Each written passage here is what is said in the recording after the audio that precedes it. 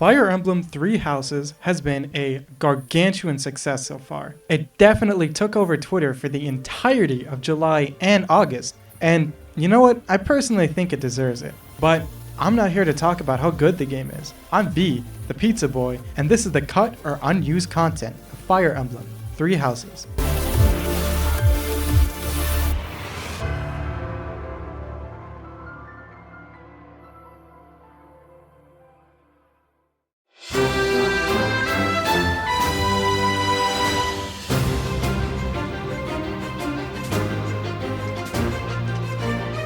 Since this game only came out a short while ago, we still haven't been able to go into the files and examine what was used and what was unused. However, the public E3 trailers and the Nintendo Direct that aired back in February reveals a lot about the game early on in development. We will be skipping the E3 2019 presentation because 1. This was shown about a month before release, so there really isn't any differences I can notice. And 2, there was a lot of out-of-context spoilers in this trailer, like the reveal of Part 2, so I will not be spoiling this. Therefore, we will be moving straight into the Nintendo Direct trailer. The first difference is with the backstory of Fulton. The continent of Fulton, said to be protected by a revered goddess, has existed since time immemorial. 3 ruling powers now control the land. In the south lies a region long held by a more than 1,000-year-old dynasty, the Adrestian Empire. Beyond its borders, to the frigid north, is the home of the Holy Kingdom of Faerghus, ruled by the royal family and its knights. To the east, a league of nobles that heeds no king nor emperor rules what is called the Leicester Alliance.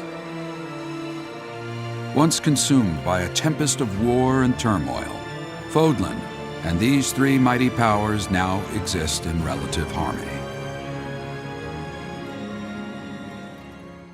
In the Direct, it plays the track 3 Crowns, which plays during the introduction of a new month in Part 2. In the final game, it plays a normal track for these cutscenes.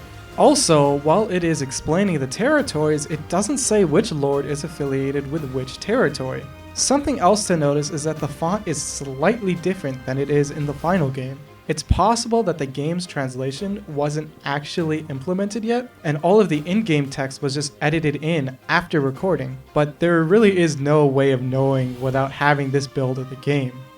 This shot shows some of the graphical differences. The final game seems to be using some sort of FXAA for the anti-aliasing, since the final game looks a little blurrier but less jagged overall. All of the clothes and hair were given more shaders and look much better in the final game. Also, Violet's hair looks slightly different in the back, and they changed how Edelgard's eyes look to better match her portrait. There are also various text changes, like attack being abbreviated, but otherwise it's almost identical. Now it's time for the E3 2018 reveal trailer, which is definitely the most different than the rest.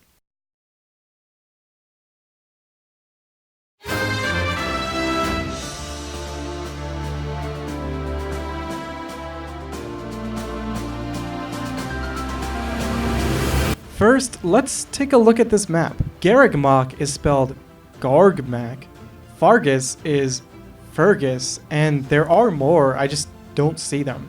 Now, the biggest difference is that Edelgard is voiced by a completely different person.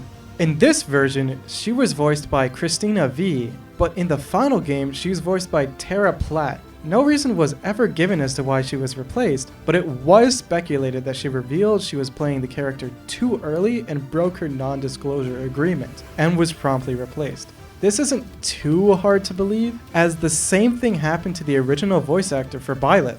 But honestly, this gets kinda complex and I wanna move on, so... The battle shown here is the first mock battle.